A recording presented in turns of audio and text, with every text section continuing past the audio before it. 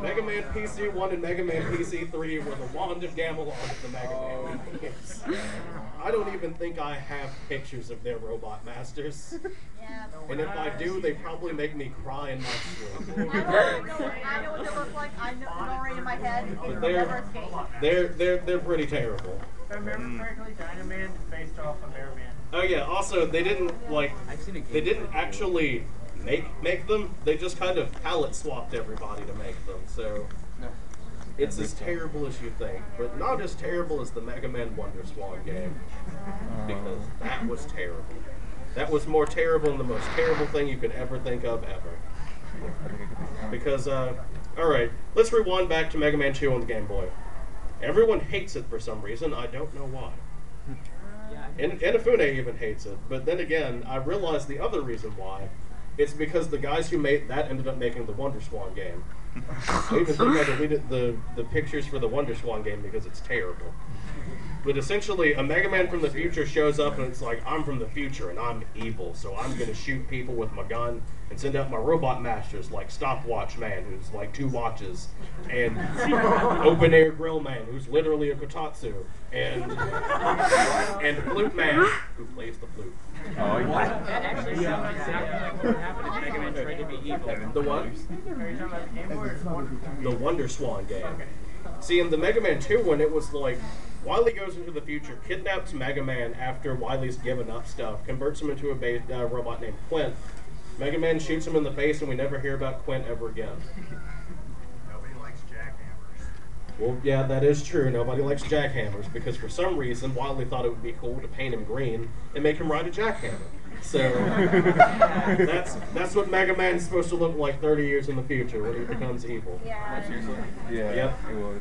Incidentally, that's the reason why a lot of us think that the whole Cataclysm thing never happens. There's the whole theory that Zero actually activated early, killed all the robot masters, and that's why no one was around to wake up Mega Man. It's actually because Mega Man got kidnapped, and that's why there was nobody to wake him up. All these robots at the time were terribly out of fashion. But, of course, the Mega Man community has always decided that there are some things about the games that just never make any sense. Because Wily's a terrible Saturday morning cartoon villain, he's never figured out that Mega Man actually steals the abilities of stuff. So you've got Spike Man, takes his powers, so why don't I make everyone out of paper, and then my power is scissors?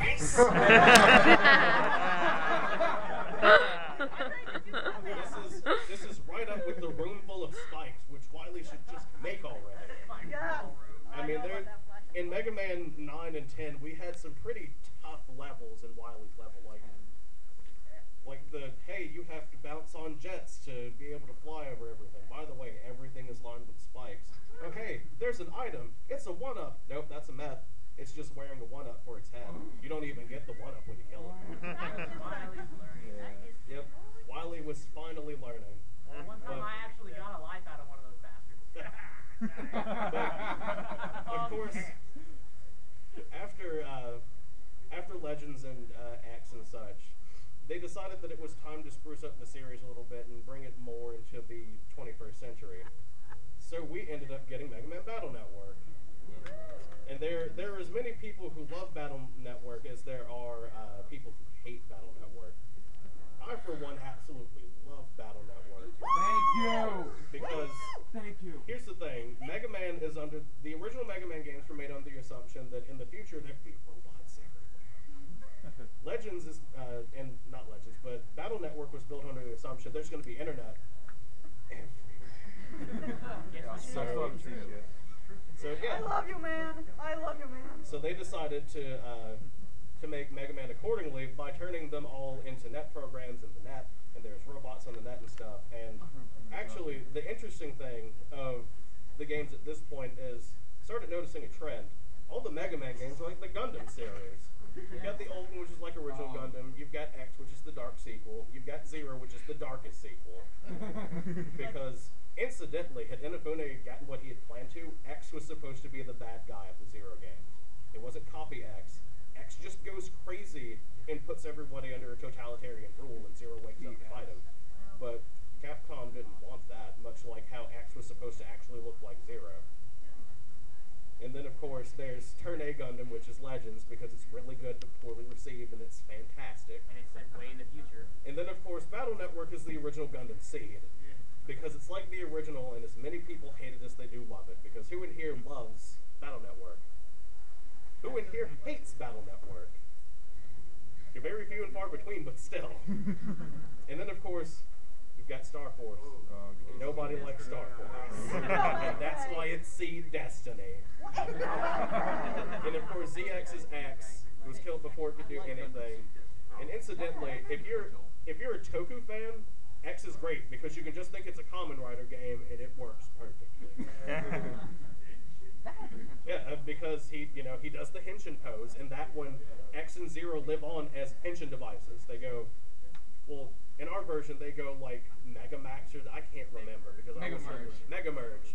But in the Japanese version, it was Rock On, and then they turned into robots. Oh yeah, we can't have cool things in the States. Remember, we can't have cool things. But then again, sometimes we can have cool things in the States because only America has the proto. Yes! Oh, the Mega. Why aren't I here this year? Good old, because we of course have Team Necrocon, which does like Airman Gataus and I, and all of the videos that we watch at the start and things like that. But only we have the greatest rock opera that's ever existed ever, which is the Proto Man.